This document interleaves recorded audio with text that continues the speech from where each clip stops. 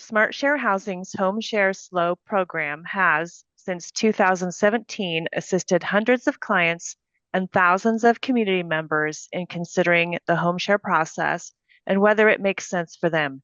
To date, Home Share Slow clients have received direct cash benefits of roughly $2.5 million, along with companionship, security, and enhanced ability to age in place. Welcome to SmartShare Housing Solutions, where we work to create housing solutions by connecting people and homes. I'm Vicki, the Deputy Director, and my co-host and guest today is Anne, our Executive Director. Anne, thank you so much for joining us again. Thanks, Vicki. In our last video, we talked about the ins and outs of listing your home share opportunity.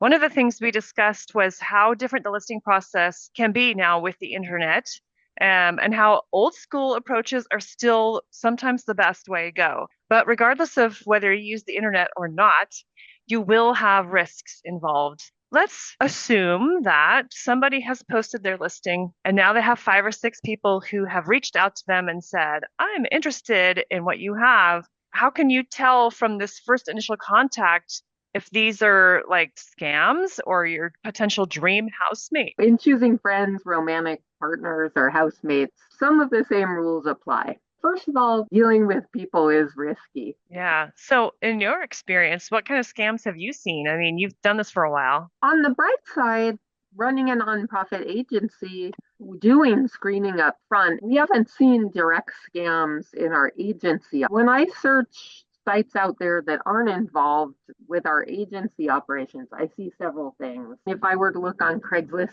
right now, I might see a 2 bedroom home listed for $299. And the average rent here for a 2 bedroom is well over $2,000. I mean, what a great deal. Who wouldn't want to pay $300 for a 2 bedroom? The standard we hear all the time and don't necessarily listen to is if it sounds too good to be true, it probably is. So that's important to kind of pay attention and use some basic common sense. So the other ones I see a generic home listed that seems like it may not be a home the so-called homeowner owns. The description may be a little vague and they may make mention of wanting to applicants to send money up front online. Don't transfer money without meeting someone. You see a lot of scams where they want you to send money by wire, see that they're a real person before you engage in any money transfers. Avoid giving full names and exact addresses until you've met someone. Now, we recognize this can be challenging because if you're a home provider, you don't want to give that out. But if you're a person seeking housing, you have a trust issue too because you don't even know the person owns the home. So there has to be some give and take there. So we'll talk about that in terms maybe of some scams that we see. There may be a male looking for a young female housemate and offering a low rent, for companionship. He may be a lovely gentleman, but one may ask herself, what kind of companionship may be expected. If scammers know you have a strong social network and support network, you're less of a target. Have a friend or family member come and join you in meetings or discussions. Sometimes people can pick up on things that we don't pick up on, so other perspectives can help. So having other people around kind of on your team to field conversations and ask questions can be helpful in at least those two ways. Scammers try to get people to make bad decisions by hurrying them and rushing them. Take your time. Don't let anyone rush you. Their hurry isn't your issue. That's something I've noticed. It's so easy for me to take on other people's anxiety. Oh, I just really need a place to live. And so if people start acting like that, I have a tendency to take it on and try to solve these problems that aren't mine to solve. That's right. We want to be sympathetic and helpful, but at some point we need to be safe so we can do this without getting burned.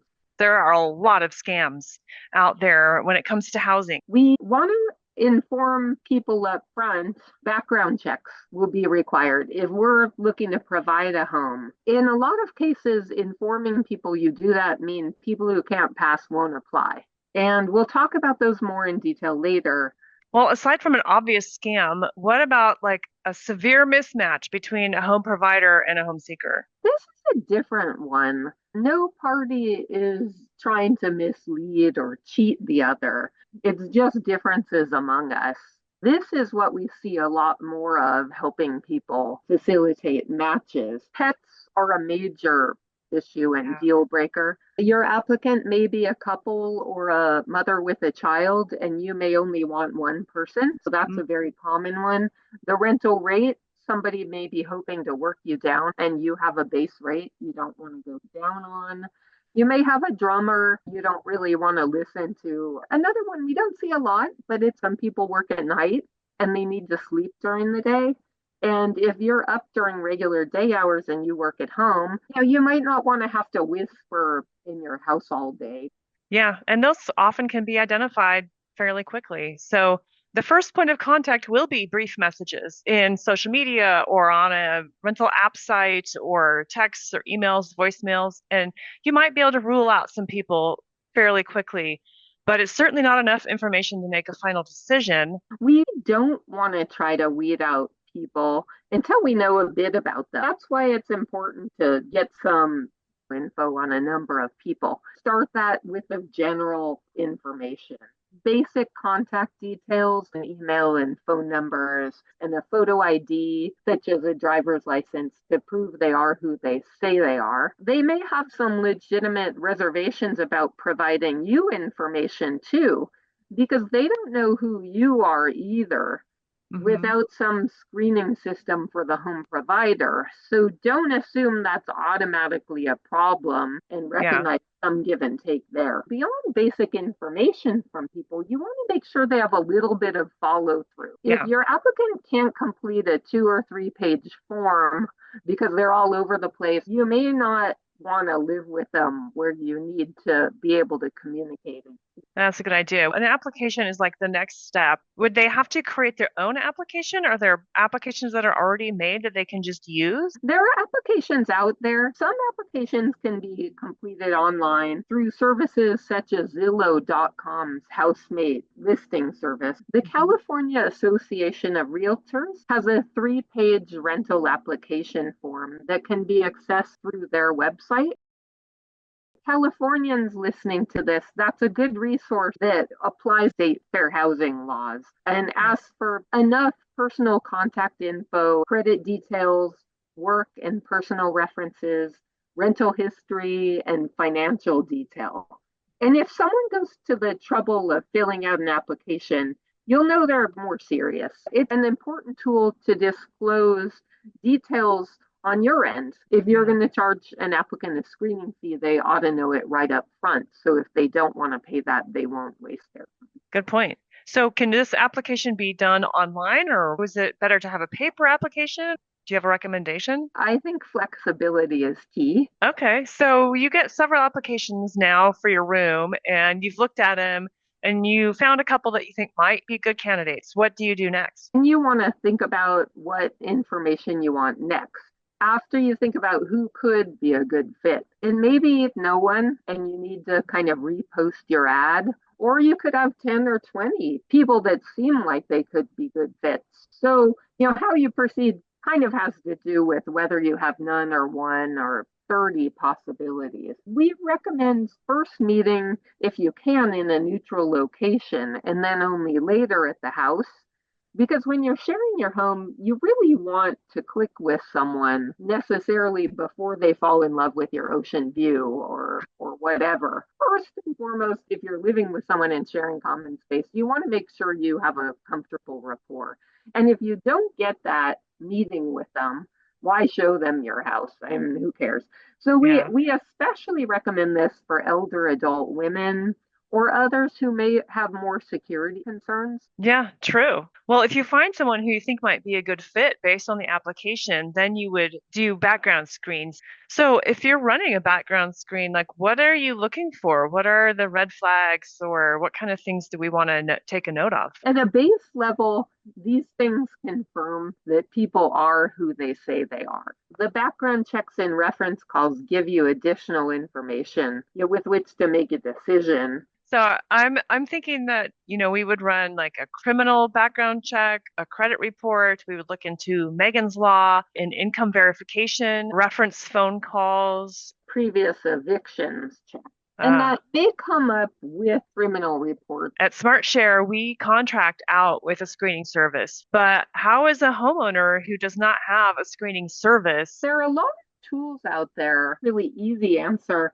With probably hundreds of screening services out there, we certainly don't know them all, but let's look at a few options for prospective tenant screening. One of them, kind of what I'll call a minimalist, a faith-based approach, that we do see some home providers choose to have prospective housemates secure and show their own credit reports. And this can work, but the potential for doctored reports or not getting the essential reports is high enough that we don't recommend it. We recommend running reports yourself or through a reliable third-party service. So there are online housemate finder tools such as Zillow.com. Those can be user-friendly ways to go because they require sort of minimal amounts of information or decision making because they have a very step-to-step kind of process from the home provider or the person seeking housing.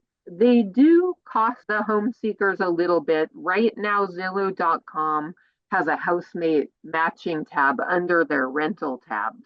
And it costs the people seeking housing $30 a month. But that one $30 screen can be submitted then to any home provider. If there are 10 rooms available in my area on Zillow.com and I'm hunting, I can put in one $30 screen and have that qualify me for all 10 rooms. Whereas if I don't go through a service like that, I may have to pay $30 to each home provider.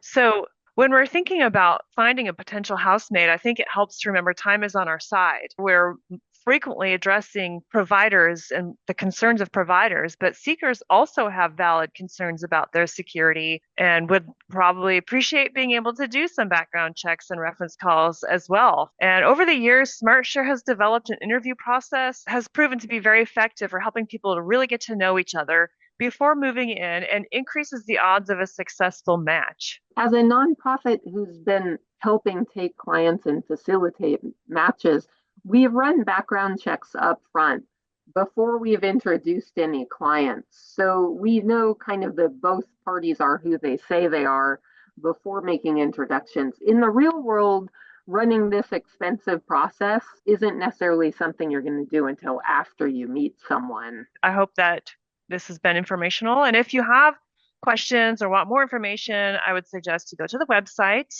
smartsharehousingsolutions.org, or you can reach out to us at info@smartsharehousingsolutions.org. Thanks, Anne. Thank you, and thanks everyone for watching, and good luck out there.